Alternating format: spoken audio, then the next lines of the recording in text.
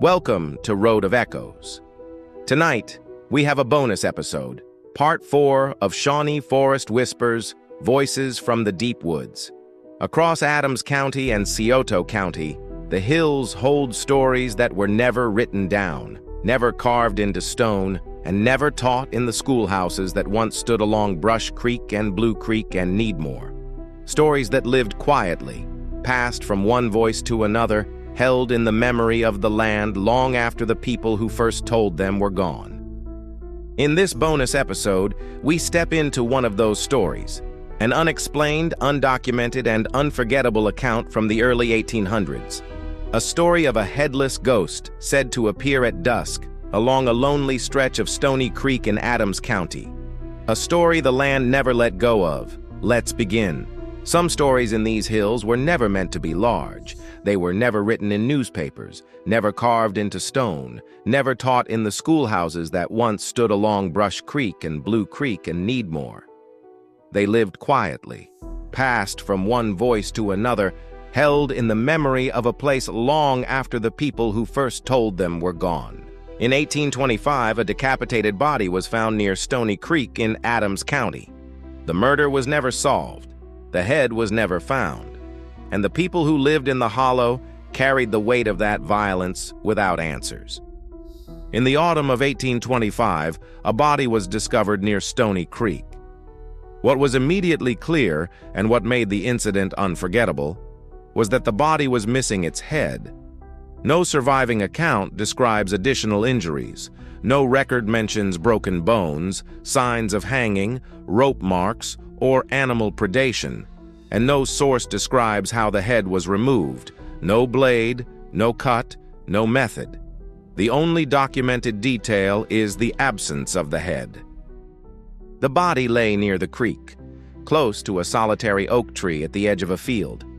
This location appears consistently in local accounts: the oak, the creek, and the narrow road that passed nearby. It was a place people traveled often, and a place where something like this could not go unnoticed. According to the surviving accounts, the body was found by local residents, most likely farmers or travelers moving along the creek road. There is no surviving newspaper article, no sheriff's report, and no court record describing the discovery in detail. What remains is only the community memory: a body near the creek, a missing head, and a crime no one could explain. No surviving account ever identifies the victim. No surviving account ever explains how the head was removed, and no surviving account ever describes additional injuries. The murder was never solved, the head was never found, and the silence around the event became part of the story, as unsettling as the event itself. For decades afterward, people reported seeing a figure at dusk beneath the same oak tree, always in the same place, always facing the road, always without a head. Whether these sightings were literal, symbolic, or a way for the community to hold on to a trauma it could not resolve, the effect was the same. The land remembered what happened here. For years after the discovery, the hollow tried to move on. But the place where the body had been found, the oak tree, the creek, the narrow road, refused to let the story fade. People traveling the Stony Creek Road began to report something they could not explain: a figure standing beneath the same oak tree where the body had been found, always at dusk, always in the same place, always facing the road. The figure was described as still, unmoving, as if waiting for something. Some said it appeared only when the light failed.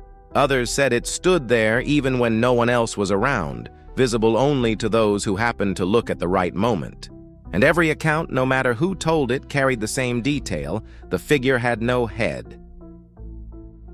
No one ever claimed to see it walk. No one ever heard it speak. It simply stood at the edge of the road, beneath the oak, in the place where the land had once held a crime without answers. Whether these sightings were literal, symbolic, or a way for the community to hold on to a trauma it could not resolve, the effect was the same. The story persisted, the memory persisted, and the land, as it has always done in these hills, kept its own record.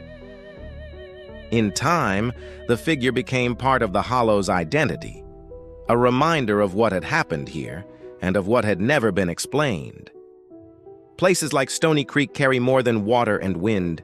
They carry memory, and sometimes they carry the imprint of what happened there long after the people involved are gone. When something traumatic occurs in a hollow, it doesn't just affect the people who witness it, it affects the place itself, the road, the tree, the bend in the creek, the air at dusk. Everything becomes tied to the moment when the world changed. In these hills, people have always understood that trauma leaves a mark, a violent death, an unsolved crime, a body found without its head. These things do not simply vanish. They settle into the landscape. They become part of the way the place feels, the way it is remembered, the way it is spoken about. Some call it haunting, some call it superstition, but in communities like this, and it is understood as something deeper, a scar in the land itself, a wound that never fully closed. And when people reported seeing a headless figure at dusk, standing beneath the oak, facing the road, it wasn't just a ghost story. It was the land giving shape to a trauma that had never been resolved, a reminder of what happened here and of what was never explained. In Shawnee country, the land holds what it is given, and when the thing it is given is violence, silence, and unanswered questions, the land remembers in its own way. Nearly 2 centuries have passed since the body was found near Stony Creek.